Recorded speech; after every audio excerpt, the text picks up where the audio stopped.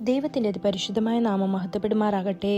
ദൈനംദിന അപ്പം എന്ന അനുദിന വചനചിന്തയിലേക്ക് ഏവർക്കും സ്വാഗതം. ഇന്ന് അമൂല്യമായ ജീവനുള്ള കല്ല് എന്ന വിഷയത്തെ ആസ്പദമാക്കി ചില കാര്യങ്ങളെ നമുക്ക് ചിന്തിക്കാം. അതിനാധാരമായ ഒരു വാക്യം വായിക്കാം. 1 പത്രോസ് 2-4-5 വാക്യങ്ങൾ. മനുഷ്യർ തള്ളിയതെങ്കിലും ദൈവസന്നിധിയിൽ ശ്രേഷ്ഠവും മാന്യവുമായ ജീവനുള്ള കല്ലായ അവൻ്റെ അടുക്കൽ വന്നിട്ട് നിങ്ങളും ജീവനുള്ള കല്ലുകൾ എന്ന പോലെ ആത്മീയ ഗൃഹമായി യേശുക്രിസ്തു മുഖാന്തരം ദൈവത്തിന് പ്രസാദമുള്ള ആത്മീയയാഗം കഴിപ്പാൻ തക്ക വിശുദ്ധ പുരോഹിത വർഗമാകേണ്ടതിന് പണിയപ്പെടുന്നു. അമൂല്യമായ കല്ല് എന്ന വാചകം തിളങ്ങുന്ന വജ്രങ്ങൾ, മാണിക്യങ്ങൾ, നീലക്കല്ലുകൾ, മരതകങ്ങൾ എന്നിവയെ ഓർമ്മിപ്പിക്കുന്നു. അപൂർവവും വളരെ വിലപ്പെട്ടതുമാണ്. എന്നിരുന്നാലും ഇവയിലൊന്നും ജീവനില്ല. ഇവിടെ അപ്പോസ്തലനായ പത്രോസ് വിലയേറിയ ഒരു ജീവനുള്ള കല്ലിനെക്കുറിച്ച് സംസാരിക്കുന്നു. യേശുക്രിസ്തു മിശിഹ പരീക്ഷിക്കപ്പെട്ട, തിരഞ്ഞെടുക്കപ്പെട്ട അടിസ്ഥാന മൂലക്കല്ല് എന്ന് യെശയ്യാവ് 28-16 വാക്യത്തിൽ നമുക്ക് കാണാൻ സാധിക്കും.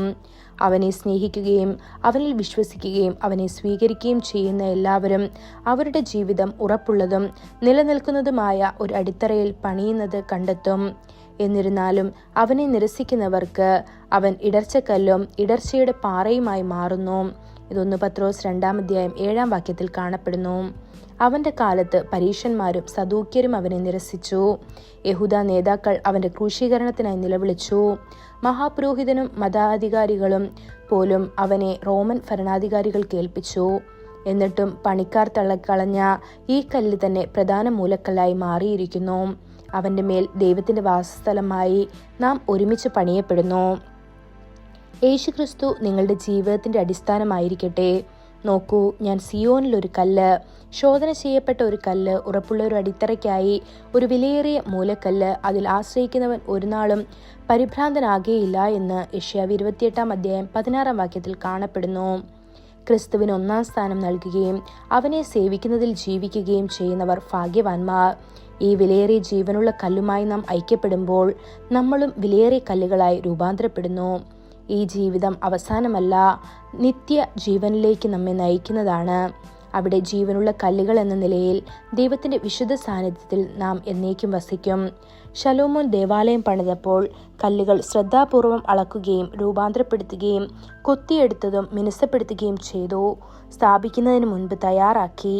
അതുപോലെ തന്റെ നിത്യരാജ്യത്തിൽ നമ്മെ ജീവനുള്ള കല്ലുകളാക്കാൻ കർത്താവ് നമ്മെ പരീക്ഷണങ്ങളിലൂടെയും കഷ്ടപ്പാടുകളിലൂടെയും നയിക്കുന്നു.